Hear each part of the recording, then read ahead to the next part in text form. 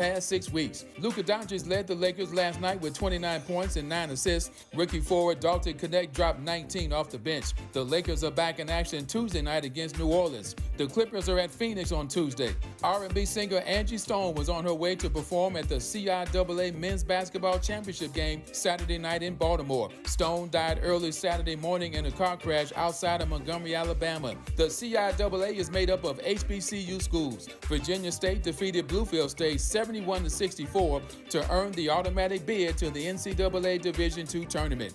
No debates, no speculation, just the info you need. That's your KBLA Sports Minute. I'm Ray Richardson on KBLA Talk 1580. KBLA Talk 1580 is pleased to announce that like George and Weezy, well, we're moving on now. Earlier this year, we were named as semifinalists for the American Climate Leadership Awards 2025. Wait for it.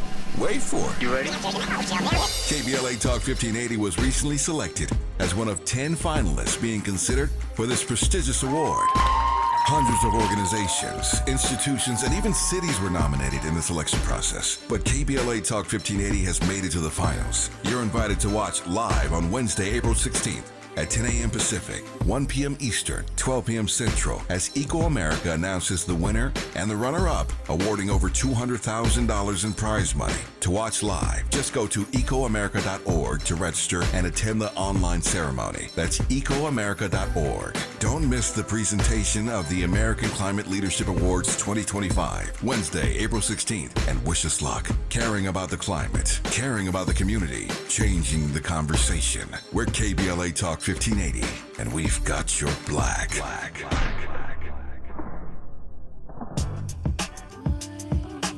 My intuition is telling me there'll be better days. Yeah. My intuition is telling me there'll be better days. I like this tone. Yeah. My intuition is telling me there'll be better days. I sit in silence and find whenever I meditate, my fears alleviate, my tears evaporate, my faith don't deviate, ideas don't have a date. But see, I'm growing and getting stronger with every breath, bringing me closer to heaven's doors with every step. As we speak, I'm at peace, no longer scared to die. Most don't believe in God, and so they terrified. It's either that or they be fearing they gon' go to hell. Asking the Father for forgiveness got them overwhelmed. As if he's spiteful, like them white folks that control the jail. See, I'm Tavis Smiley, delighted to have you with us in this second hour of our program today. In case you weren't tuned in the first hour, I had the honor, frankly humbled, to welcome more affiliates to this program. Let me thank once again WERE 1490 AM in Cleveland for carrying Tavis Smiley, starting right now.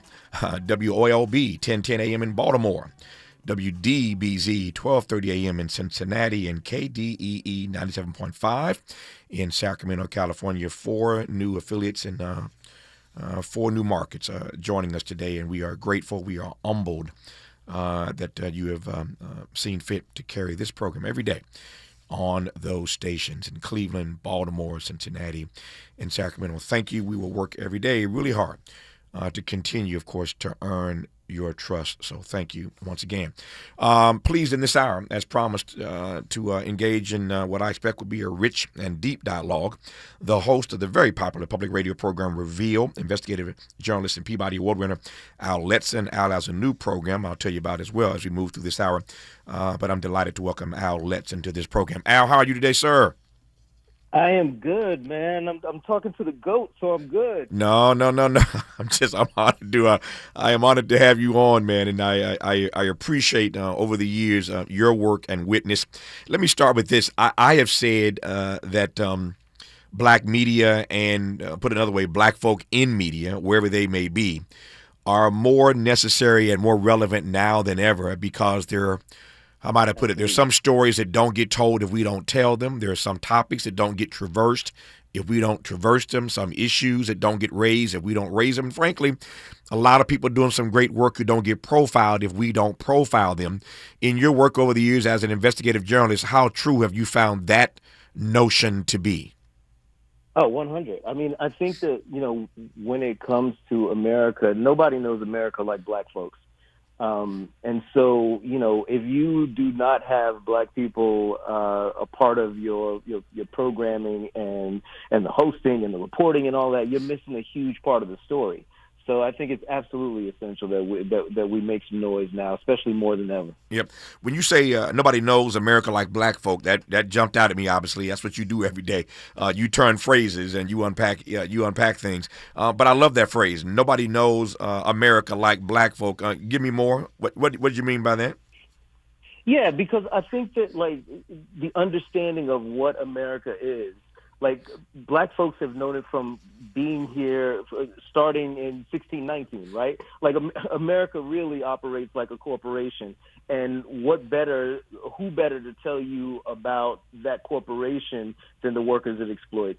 We can see the world from a vantage point, in America from a vantage point that most people just don't really quite comprehend until it comes knocking on their front door. Mm-hmm. What's your view? I was just talking in our first hour with our guest Michael Fontroy, brilliant professor at George Mason. We always start the program the first hour. Usually start the program talking about politics and trending topics of the day, and we jump from there. And there are a number of things to talk about, including of course Donald Trump's first speech tomorrow to a joint session of Congress, first speech since returning to the White House. What's your view broadly, Al, of the way that Donald Trump and his administration is impacting journalism specifically? Yeah, well, I think that there are two strands to talk about, right? I think that the industry of journalism has been in contraction for, well over 20 years now. We watched newspapers go away. And then we watched the upstart online organizations become consolidated and then disappear. So you've got that. Then you've got Trump in his first term as president calling journalists the enemy of the people, the enemy of the state. And so now when you see what he's doing as far as allowing access into the White House and the organizations that he is propping up are primarily propaganda organizations, right? And so what he is doing is he is narrowing the focus, and it's a concerted effort for the American public to not get the truth about what's happening around them. Mm-hmm. You used the word truth a moment ago. I referenced a survey last week. I can't put my fingers on it fast enough right now in real time, but I referenced a survey last week that found that more Americans trust Donald Trump than they do the media. Now, again, that's like asking, who do you trust more, the Supreme Court or Congress? I mean, everybody's got low approval ratings these days, no question about it. But when you see data that suggests that the media is not as regarded, is not as trusted to give them the truth than Donald Trump, that's scary for me. How do you read it? Yeah, it's scary for me as well, but I think it's the proof of a concerted effort to look. If you can make the news and journalism feel untrustworthy, then you're able to accomplish any goal that you want to take on, anything that you want to do. When people tell you the truth in journalism, you can just discard it as oh, that's not true. So I think it's the reason why approval ratings for everybody is down is because there's a concerted effort to keep it down. Mm-hmm. And yet, while there may be a concerted effort to keep it down, my sense is that many of these institutions and individuals have been complicit in the pummeling. Oh yes. Yeah. Oh yeah. Absolutely. Absolutely. I mean, so much of news media is owned by big corporations, and so I understand when people do not trust corporate-owned media outlets, because you're only getting what gets through, what's allowed to be let through. So absolutely, there's a whole bunch of factors that play into this, but all of it creates this wave for President Trump to ride on. He's a Peabody Award winner. That's high cotton, as we say in my neck of the woods. He's the host of the very popular program on public radio called Reveal. He has a new program called More to the Story with Al Letts, and we'll talk about that when we come forward. But he makes this point now about big media, and there is a conversation to be had, and we will have it here when we come forward, about big media versus independent media. When you think about the Washington Post and Jeff Bezos and what he just announced days ago, that if you want alternative points of view, go to the internet. That's basically what he said. The Washington Post, the editorial pages at least, are going to focus on free markets. The moment that he said that, Elon Musk tweeted, "Bravo, Jeff Bezos." So these oligarchs are in solidarity when it comes to advancing this narrative about free markets, and that's what Jeff Bezos said you're going to get from the Washington Post in the days ahead. Once again, you want an alternative point of view, go to the internet. That's where he directed you. We'll talk about that and a great deal more with Al Letson when we come forward on Tavis Smiley. Interrogating and unpacking. That's what we do around here. You're listening to Tavis Smiley. Yeah, yo, come on. Come to At KBLA Talk 1580, we fight the power every day. Yeah, gotta give us what we want. Gotta give us what we need. Hey. I listen to KBLA and I love the commercials. I know what the commercials mean. I also, if I'm looking and trying to figure something out, I need something to talk to me that might hit me. And it happens on TV because, you know, every time they show a sporting event, they got the pharmaceutical companies back to back to back telling people how to fix the sickness on the same stuff that they sell them. So we get it. Yep, we get it too, Chuck D. And that's why at KBLA Talk 1580, we don't black down. Drop it. Our freedom of speech is freedom of death. We got to fight the powers that be. Fight the power. Fight the power. I can't believe how spotless my floors look after using the Swiffer Power Mop. No more dragging around a heavy mop and messy bucket. Now I get the same deep clean without all the work. Thanks to the powerful solution and scrubbing pad of the Swiffer Power Mop, dirt and grime don't stand a chance, and I don't break a sweat. Mic drop. Mop drop. Swiffer Power Mop. Swiffer Power Mop. A smarter way to mop. Try it or your money back. Make a move into a home of your own. With City National Bank's Ladder Up Home Loan Grant, you could receive up to $20,000 that you never need to pay back. Use it toward your down payment, save on closing costs, or to buy down your mortgage rate. Find out more at cnb.com/ladderuphome. City National, here for every stage of the journey. Property must be in a qualifying market in California, New York, or New Jersey. Additional terms and conditions apply. Not all applicants will qualify. Terms are subject to change without notice. City National Bank is an equal housing lender. Member FDIC. NMLS number 536994. If you're living with dry age-related macular degeneration or dry AMD, you may be at risk for developing geographic atrophy or GA. GA can be unpredictable and progress rapidly, leading to irreversible vision loss. Now there's something you can do to slow it down and get it going slower. Izervay is proven to slow GA progression. Izervay gets GA going slower. Izervay or avacincaptad pagel is a prescription eye injection used to treat GA. Don't take it if you have an infection or active swelling in or around your eye. Izervay can cause eye infection, retinal detachment, or increased risk of wet AMD. Izervay may temporarily increase eye pressure. Your vision may be impaired after an eye injection or exam. Don't delay. Ask your doctor about Izervay today. Izervay gets GA going slower. Visit Izervay.com. That's IZERVAY.com. More honesty than you can handle. More empowerment than you can imagine. You're tuned in to Tavis Smiley. Tavis Smiley and Al Letson, host of the Reveal program on public media and a new podcast called More to the Story with Al Letson. We'll talk about that when we come forward. But my team was kind enough, Al, to find that survey that I referenced last week that I couldn't put my fingers on fast enough. It's called YouGov. And YouGov reports that trust in the media is really low among fellow citizens. 26% have no trust and confidence at all in the media to state the facts fully, accurately, and fairly. I raise that because if Donald Trump is run amok in the way that he is, and a significant number of fellow citizens have no trust and confidence in what we do in terms of stating the facts fully, accurately, and fairly, we got a problem. So, as the song once asked, who you gonna call?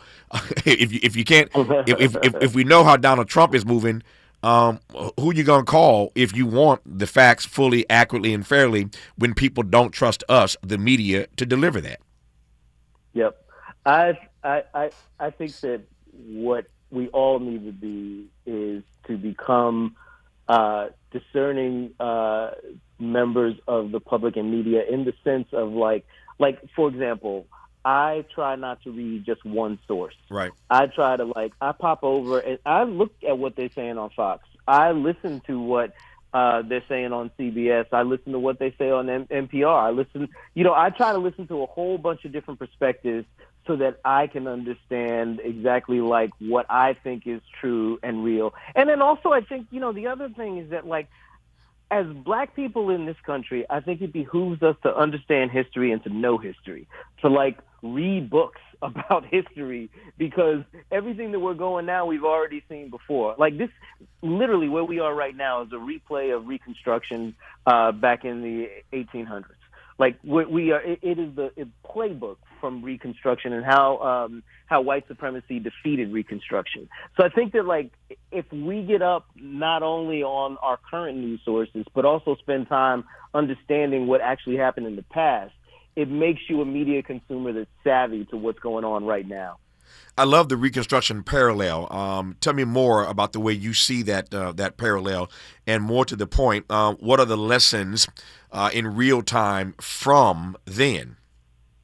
Yeah, the lessons from real time is that, it is so easy for us to believe, because this is what America tells you, that the laws and the rules of law are going to save you. And those rules were never written for black people. So those laws and those rules are not made for us. They're not made to save us. And also, most of the ideas of how government works, i.e. the system of 3 branches of government, like all of that is based on a hope that everybody plays their position.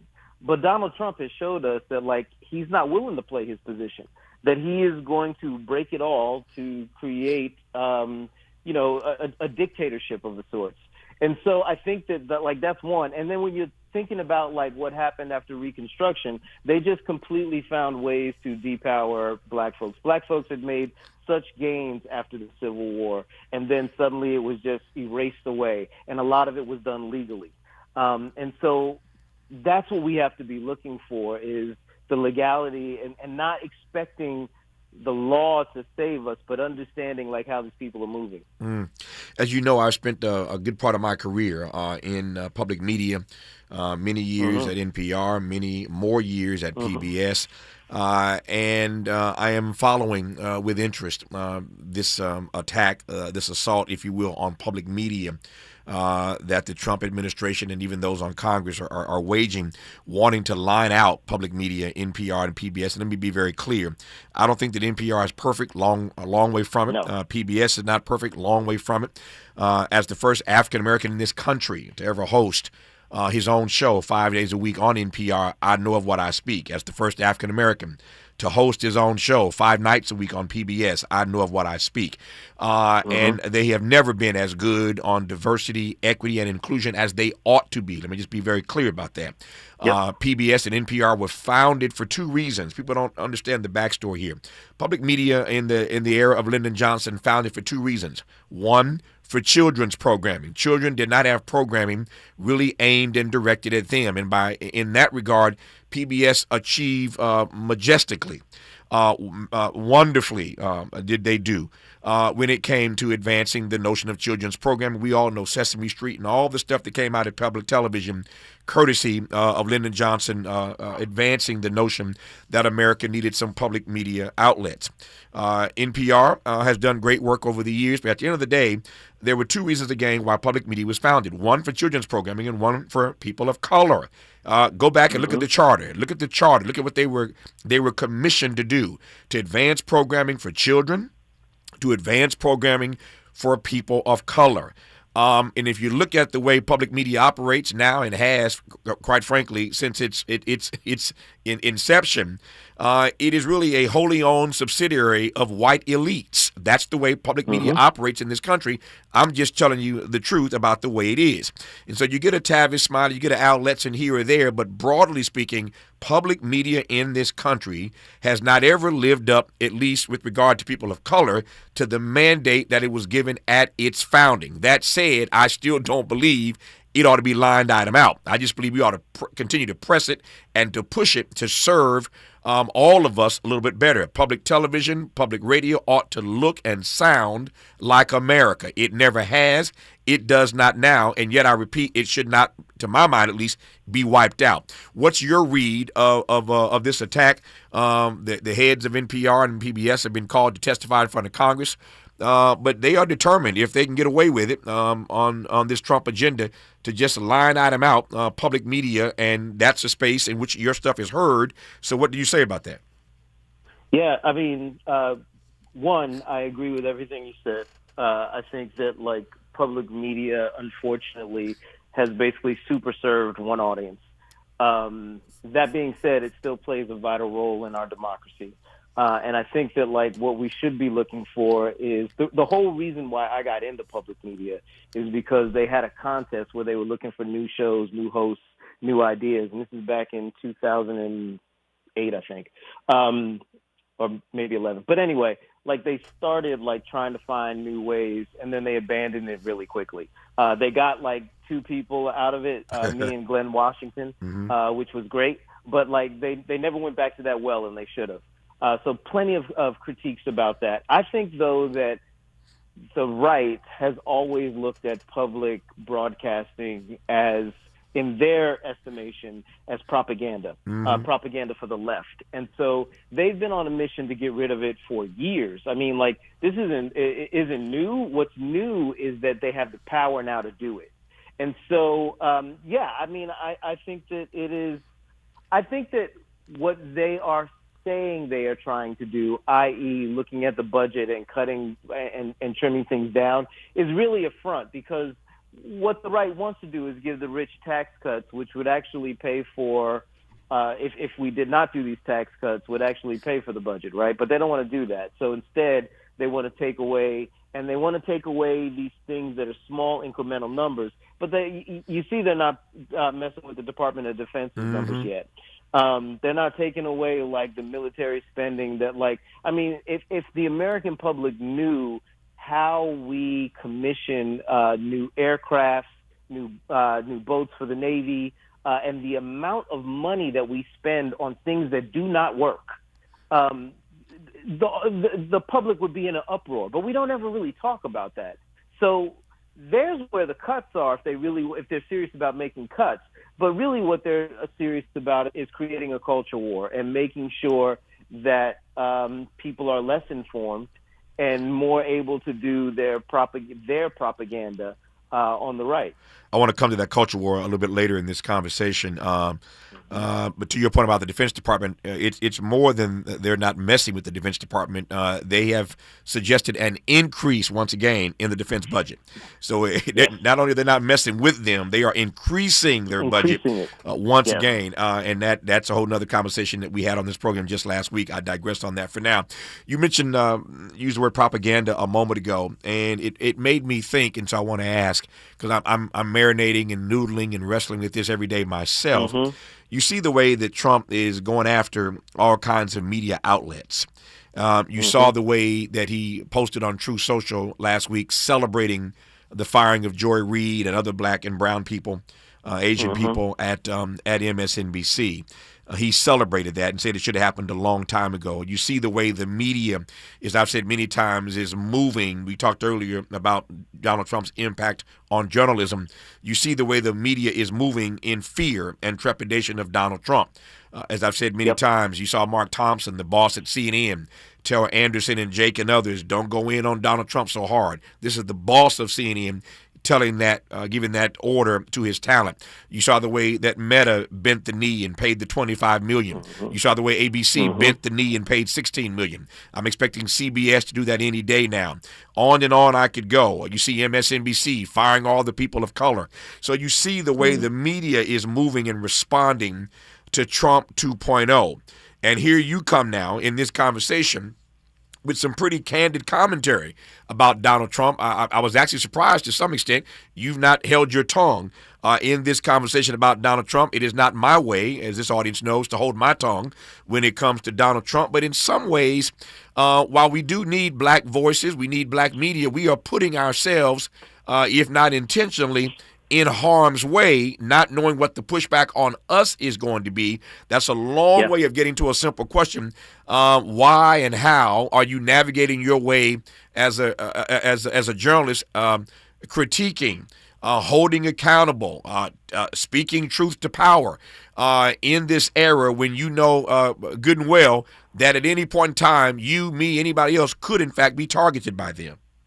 Yeah, absolutely. I mean, like, the thing is like, that's the job. Like, I signed up to do the job of being a journalist and to speak truth to power and to do all of that stuff. And I think that, like, where we are right now, you know, they're going to write history books about this time.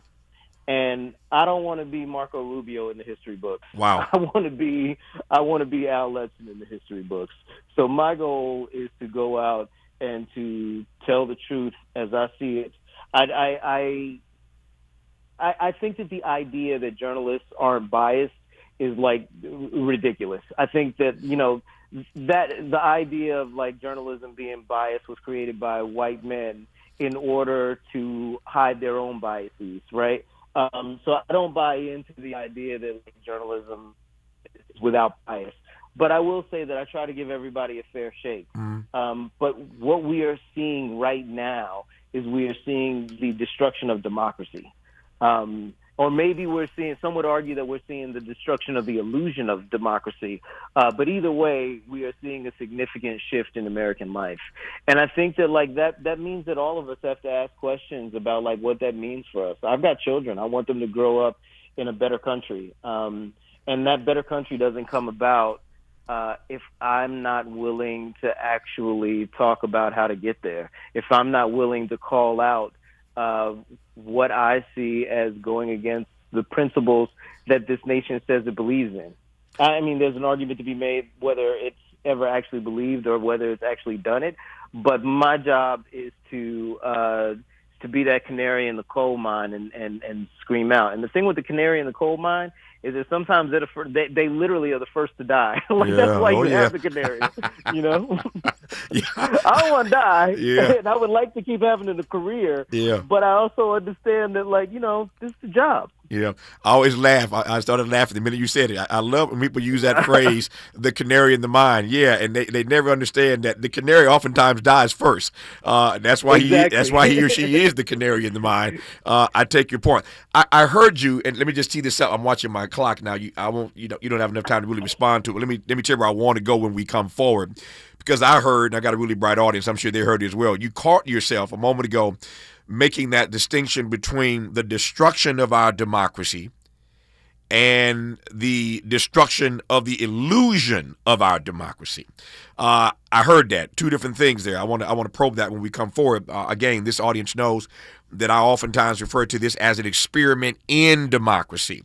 We have a Madisonian framework for democracy, but we've never, frankly, achieve that. And one could argue in this moment that we're leaning toward oligarchy, or we're leaning toward plutocracy. We may very well already be an oligarchy or a plutocracy with elections. I grant you that. But I am fascinated by Al Letson catching himself a moment ago talking about, again, the destruction of democracy, but maybe even more to the point, the destruction of the illusion of democracy. I want to probe that when we come forward. And you heard him reference earlier the culture wars. I suspect that Donald Trump in his speech tomorrow night is going to double down on that. And so these culture wars are really just taking off, just coming out the blocks.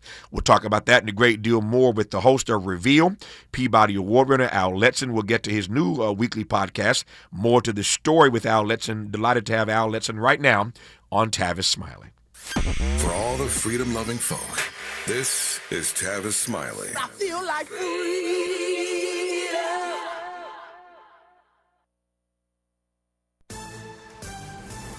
I'm Bree Wood with 4 Things You Should Know with BIN News. The National Park Service has removed a historic black community in Louisiana from federal protection eligibility. Known for its sugarcane plantations and Afro-Creole culture, the decision was influenced by political priorities and economic interests. A winter storm will bring severe weather and possible power outages to millions. It will move through the plains today, the Midwest tomorrow, and the Great Lakes by Wednesday. The Sierra Nevada could see 12 inches of snow, while the Rockies and Great Basin may get up to 24 inches. Ukrainian President Zelensky emphasized diplomacy for peace after a tense exchange with President Trump. He expressed gratitude for U.S. support and noted European backing for peace.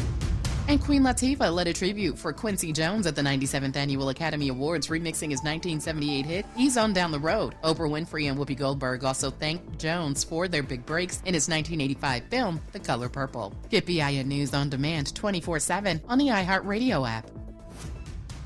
You asked for it. 9 new dates added. You won't want to miss. For the Record presents Tarantino Pulp Rock, the immersive live experience that will blow you away. Come kill it with us. Ends April 6th, only at the Cinevita next to SoFi Stadium. Get your tickets now. This is the KBLA Sports Minute with Ray Richardson. The Lakers' winning streak is now at 6. Last night's 108-102 win over the Clippers at Crypto.com moved the Lakers into second place in the Western Conference. Oklahoma City is on top in the West, 10 games ahead of the surging Lakers. The Lakers' 18-4 record is the best in the NBA over the past 6 weeks. Luka Doncic led the Lakers last night with 29 points and 9 assists. Rookie forward Dalton Knecht dropped 19 off the bench. The Lakers are back in action Tuesday night against New Orleans. The Clippers are at Phoenix on Tuesday. R&B singer Angie Stone was on her way to perform at the CIAA Men's Basketball Championship game Saturday night in Baltimore. Stone died early Saturday morning in a car crash outside of Montgomery, Alabama. The CIAA is made up of HBCU schools. Virginia State defeated Bluefield State 71-64 to earn the automatic bid to the NCAA Division II tournament. No debates, no speculation, just the info you need. That's your KBLA Sports Minute. I'm Ray Richardson on KBLA Talk 1580. We've got a lot to talk about. Hi, I'm Zoe Williams, a.k.a. the Voice of Reason, encouraging you to join me weekdays from 7 to 9 p.m. for the world's most intriguing relationship radio roundtable. Every night, I facilitate and encourage our loyal listeners to participate in the most engaging relationship discussions you'll hear anywhere. So make it a point to rendezvous with me, Zoe Williams, the Voice of Reason, Monday through Friday, 7 to 9 p.m. Pacific Standard Time. Trust me, your relationships will never be the same. The VOR is on fire tonight. Unapologetically progressive. KBLA Talk 1580. We've got your black.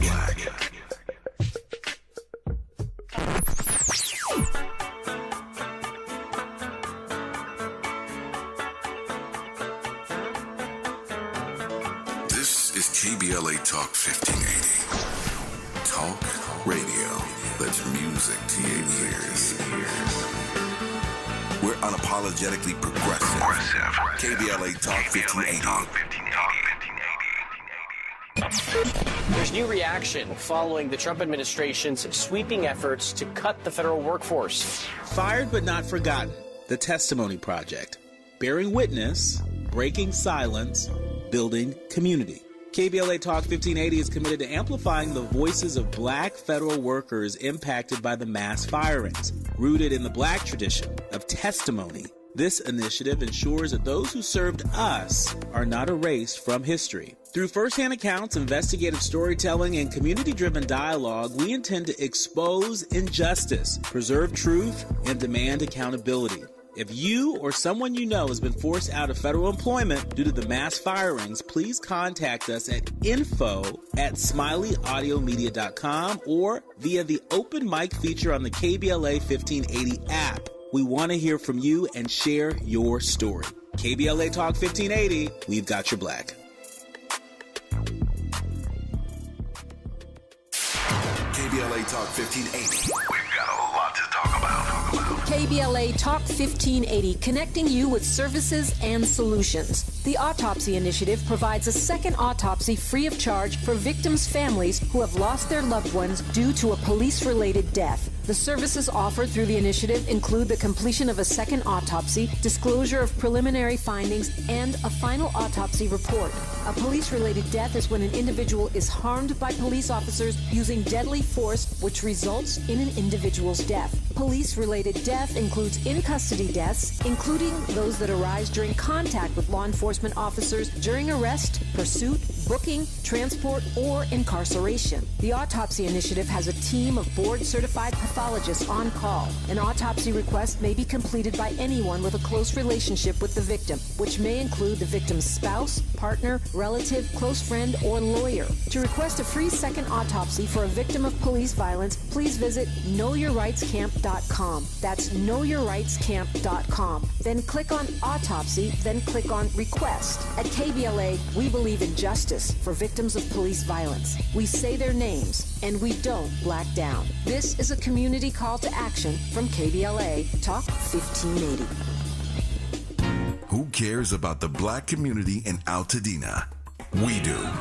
On Saturday, March 8th at 10 a.m., it's the premiere of Conversation Live, Altadena Rising with James Farr. This new weekly show will explore the deep roots and resilience of Altadena's black community as we track its recovery and reimagine its future. From relief efforts to rebuilding, we're raising up voices, stories, and solutions to build back Black Altadena better and stronger than ever. It's Conversation Live, Altadena Rising with James Farr every Saturday at 10 a.m. beginning Saturday, March 8th with an encore presentation Sundays at noon. James Farr, the man who is the voice for Black Los Angeles. At KBLA Talk 1580, we've got your black.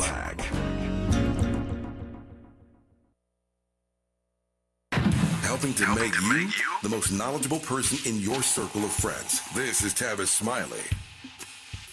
Tavis Smiley and Reveal host and Peabody winner Al Letson. A new weekly podcast, More to the Story with Al Letson. We'll talk about that part when we come forward in this conversation, but I'm delighted to have Al on this program. There are two things he said a moment ago that I want to jump right to.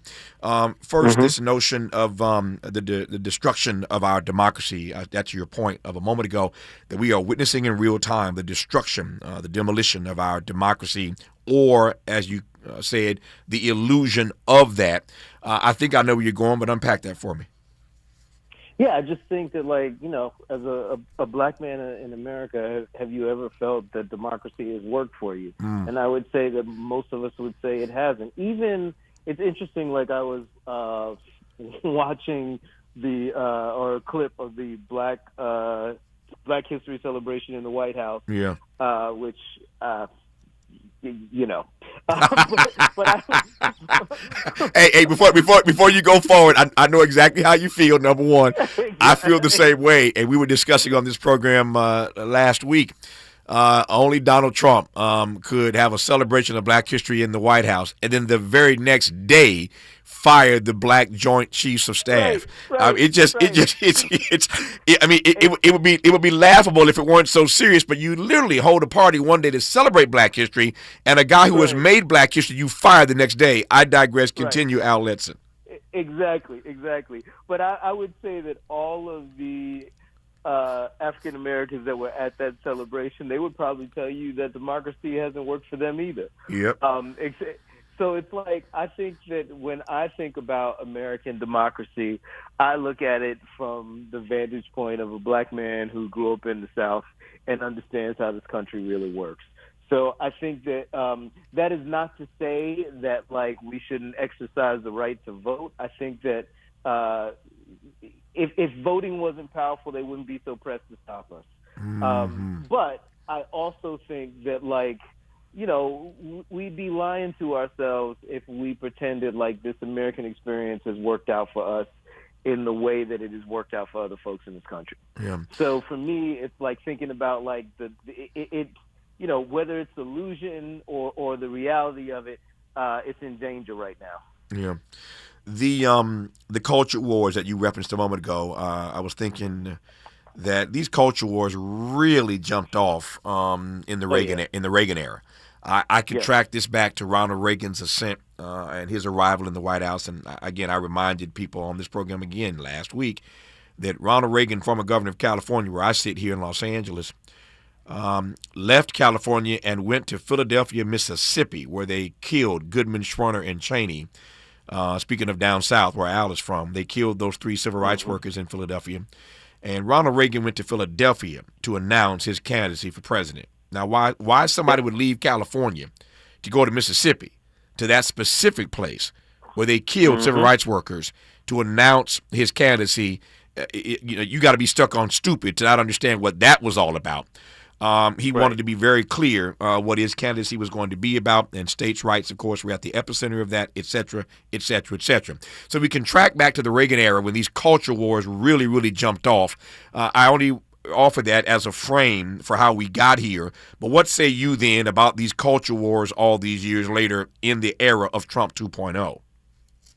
Yeah, I mean, I think that, like, you know, you called it, like, with Reagan, like, really starting in earnest. And if you watch the way the culture wars play out, it's to keep people distracted from when they're doing something else. I mean, the fact that, like, and I believe that trans rights is something that we absolutely should be talking about, but I also believe that trans people are like 1% of the country. And when the right uses that, like, they really push that out to get people all anxious and upset about things, you're missing out a whole bunch of other things that they don't want to talk about. So don't get me wrong. Like, I believe that, like, trans rights is definitely something we should be talking about. But when you're talking about that and not connecting it to all these other things that are going on, when you're talking about immigration, and you're basically, like, taking a playbook from, you know, Nazi Germany, when, like, they had to make the other the bad guy. They had to make the Jewish people and anybody that wasn't an Aryan the bad guy. And it's like, you know, if you really look at, like, immigration, we need those immigrants in this country in order for this country to work. Yeah. But they don't ever want to talk about that. They want to make you feel like, oh, they're taking your job. When in actuality, Americans don't want those jobs. Americans don't want those jobs at all. Yeah. So it's all a dog and pony show. You know, it's like to get you looking in this area while they do something in the other. Yeah.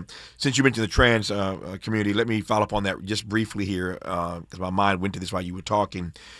I believe, and I've talked to many others who feel similarly, not that that makes me right, but I believe that the most effective commercial that the Trump campaign ran was that trans commercial. That commercial was deadly. And not only was it effective in the way they laid it out, but effective in part because Kamala Harris and the Democrats never had a response to it. That commercial just ran, and to my mind, they just didn't have a response to it, and it worked. It worked. It did exactly what they intended for it to do. It did, and it's, you know, it to me is sad when any portion of our population is used as a political football to throw around. Whether it's trans people, whether it's immigrants, whatever, like, it's literally a football that they're throwing around, and Donald Trump scored with that football. I think that, you know, there are a lot of people in the country who the world is changing, and it takes a lot to kind of understand it. Like, there was, for a while, like, everybody on their Twitter accounts, back when Twitter was something to do, was posting, you know, their pronouns and stuff. And I think there's a lot of people that, A, don't understand the pronoun stuff, and B, are just like, can we just be what we've always been? And so that is such a rich vein to tap into in the culture war, of people feeling like they are losing something, that, like, the America that they know no longer exists. And I think that works on all sorts of people, not just, you know, I mean, this is not like to say that this is something that only afflicts white people. Like, it's all of us. All of us feel a little shift when the world changes a little bit and you're still trying to wrap your head around it. And I don't think there's anything wrong with feeling uncomfortable with the shift. It's when politicians come in and take that uncomfortableness and turn it into something else. Turning it into, like, they are the other, and so therefore you have to fear and hate them, and they're trying to do this, and they're trying to listen. Trans people are just trying to live. You know what I'm saying? Like, migrants are just trying to live, just like the white farmers in wherever are just trying to live, just like the black folks in the inner city or in suburbia or in rural areas are just trying to live. But that's the thing that they disconnect us from, is that we have way more in common than we do that pulls us apart. He's the host of Reveal, Peabody Award winner, and a new weekly podcast now called More to the Story with Al Letson. We've talked about these cultural wars and these cultural moments. We've talked about the future of our democracy, how fragile our democracy is right now. The other part of Al's work that we have not gotten to, which we will when we come forward, is the way he covers the shifting dynamic of political power in this country. And God knows we're in one of those moments right now where, to his use of the word shift, there's a shifting in the dynamic of political power in America. We'll talk about that and his programs, including the new podcast when we come forward on Tavis Smiley. From Leimert Park with love, this is Tavis Smiley. This is an ad by BetterHelp Online Therapy. When it comes to relationships, we often hear about the red flags we should avoid, but it's just as important to focus on the green flags. Think about how you want a relationship to feel, one where your boundaries are respected and you're encouraged to be your best self. If you're not sure what that looks like, therapy can help you identify those qualities so you can embody the green flag energy yourself and find it in others. Because whether you're dating, married, or building a friendship, it's time to form relationships that love you back. BetterHelp connects you to a diverse network of over 30,000 therapists worldwide with expertise in a wide range of issues, from depression and anxiety to work and relationships. It's 100% online and sign up only takes a few minutes. Find your green flag energy with BetterHelp. Visit BetterHelp.com/ABC Radio today to get 10% off your first month. That's BetterHelp, HELP.com/ABC Radio. We asked seniors how to prevent Medicare scams. My best advice, if you get a phone call, do not talk to the person. These people are well trained. Don't talk to them. They don't know me. They're just trying to scam me. Don't be fooled. Hang up. Just hang up. Never give out your Medicare number. They're going to get your number to put in a false claim. If I get a call from someone, I don't pick up the phone, and should I pick up the phone and they ask for information, then I hang up. How do you detect Medicare fraud? Just like I check my credit card statements, I check my Medicare statements monthly. Scammers can get a hold of your number, order medical devices through your account, and you're not even going to know about it if you don't look at your statement. Check your statement every month. If you get your statement and you see something that you know you did not have done, you report it. Call your Senior Medicare Patrol.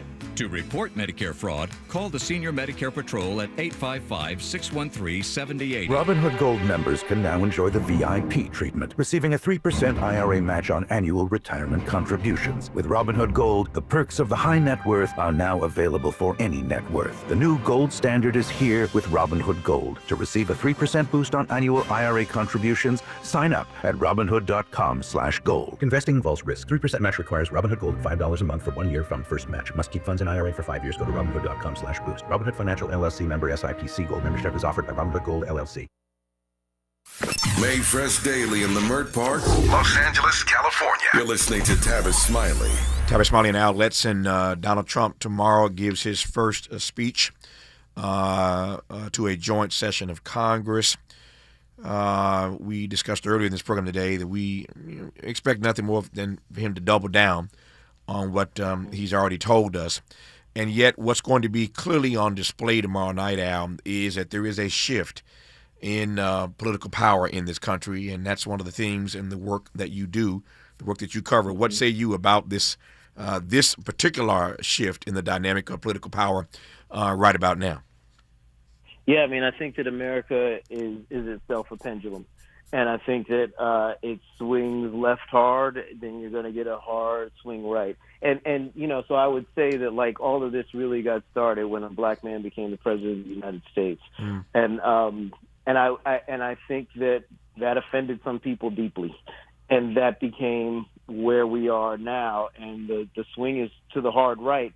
I would say the difference in this swing is that we have a president that he has both the House and the Senate on lock. Everybody, you know, majority of the people on his party are scared to move against him. And so therefore it's giving him unlimited power. And he signaled to us that he is not, he hasn't done it yet, but he signaled that he doesn't believe the courts can hold him accountable. So, and we know that the Supreme Court ruled basically that he could kind of do whatever he wants as long as it's under the guise of him being the president. So, we're in a spot, and that swing has become. I think that the pendulum is going to get stuck on the right for a good bit. That we are going to be in this position for a while, because even if the midterms happen and the Democrats take control of the House, which remains to be seen, even if they do, holding Trump accountable and stopping him from taking the actions he has right now, I think it's going to be a really hard thing to do. Yeah, I want to read just a couple sentences from the editorial board of the New York Times just a few days ago. Let me just set this up, and I'll let Al respond to it. We're talking about the shifting dynamic of political power. And what has come along with that, or what's coming along with that, is this war on speech, this MAGA war on speech that the editorial board at the Times wrote about a few days ago. Let me just read a couple of sentences from that, and when we come forward, I'll let Al respond to this. I quote now from the editorial board of the New York Times: President Trump and many of his supporters, from tech leaders like Elon Musk to populist politicians like Vice President J.D. Vance, have spent the past several years portraying themselves as free speech crusaders. Capitalizing on the censorial strains of the left, they regularly lecture about the necessity of letting people say whatever they want, even if it's hateful, asinine, or corrosive. That form of free speech absolutism, which aims to defend not just favorite speech, but also disfavored speech, has a long and welcome role in American society. I pause there. The point is that what's coming along with this shift in the dynamic of political power is an all-out war on speech, and somehow carving a new path where folk can say whatever they want to say, quoting the Times, even if it's hateful, asinine, or corrosive, and I would add to that, untrue. Asinine, hateful, corrosive, or untrue. What say we in real time about the war on speech? Again, Donald Trump will double down on all this tomorrow night in his speech to a joint session of Congress. Our remaining moments with Al Letson when we come forward on Tavis Smiley. Helping to stretch your moral and political imagination. This is Tavis Smiley. If you're like me, 60 and retired, making ends meet, especially here at the supermarket and drugstore, is tough. I'm so blessed to have found benefitscheckup.org. It's a free and confidential website from the National Council on Aging that connected me to $1,200 a year in programs that help pay for food, medicine, utilities, and more. Maybe it can help you. benefitscheckup.org. You know where you want to go in life, and City National Bank can help. City National knows the dedication it takes to build your vision for the future into a reality, and our team is here for you. We have a wide range of options to help, from personal savings accounts to interest-bearing money market savings accounts and more, all designed to help you get where you want to go. City National, here for every stage of the journey. Learn more at cnb.com. City National Bank is a subsidiary of Royal Bank of Canada, member FDIC. KBLA Talk 1580. We've got a lot to talk about.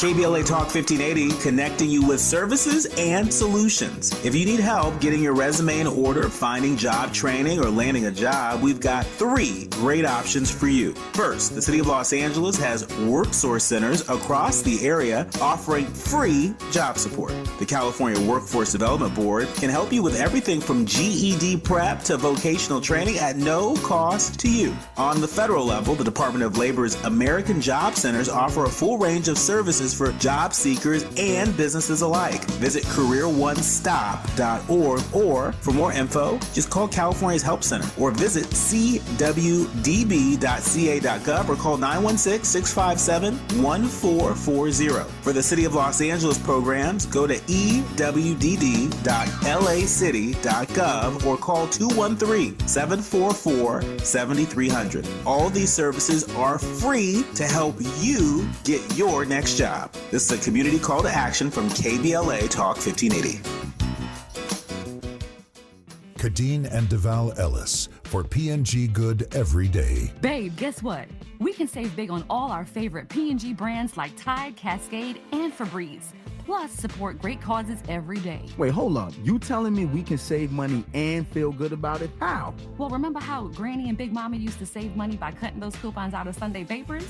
Now we just go to pggoodeveryday.com, sign up for P&G's free rewards program, and get exclusive coupons. Okay, so we can get VIP status and save money. Exactly. We stock up on the P&G products so you, the boys, and I are good every day, just like our folks did for us. Well, you better go visit pggoodeveryday.com right now, because you got to go buy some detergent and toothpaste and toilet paper.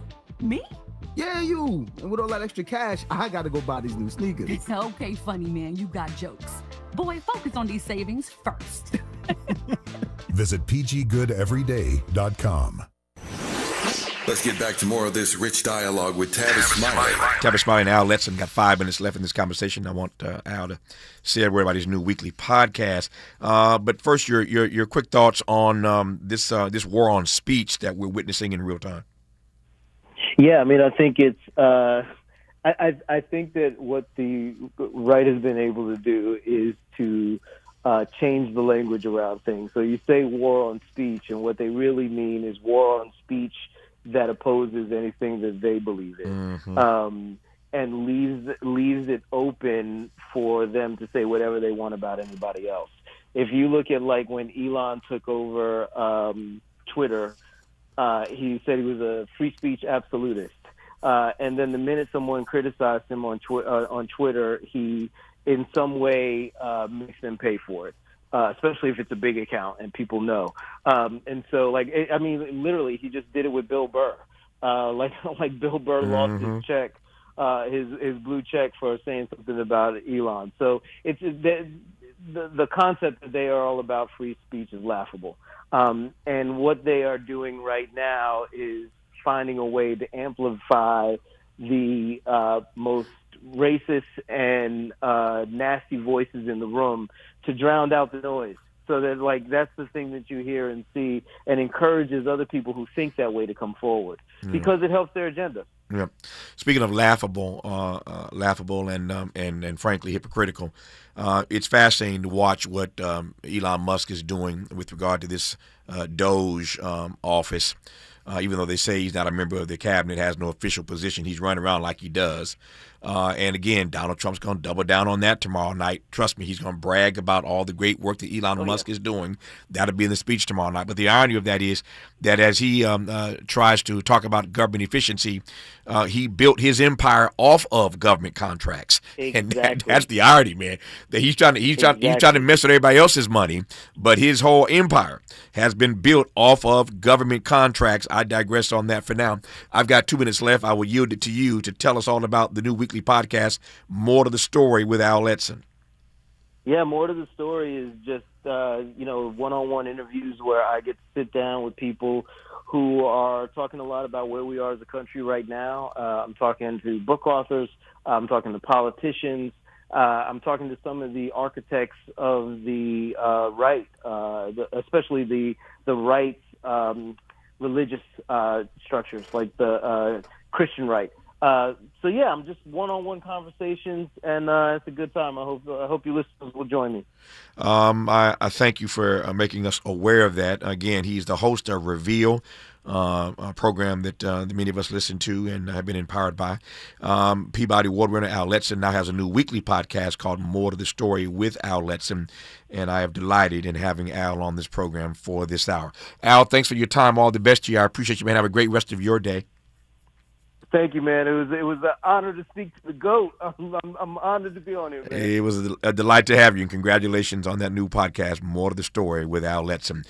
When we come forward in our final hour today, we will have the first of what will be many conversations this month, celebrating Women's History Month. We just had a great month celebrating Black history. Of course, on this program, we celebrate Black history every day, but we will start our final hour today in conversation with Amber Grossman about her new book, Black Girls Gardening, Empowering Stories and Garden Wisdom for Healing and Flourishing in Nature. And we will close our program today in the last half hour with a tribute to Angie Stone, who passed away over the weekend after that tragic car accident in Alabama at the age of 63. So we're going to love on Angela in our final half hour today. You're listening to Tavis Smiley. KBLA 1580 Santa Monica. I'm Bree Wood with 4 Things You Should Know with BIN News. The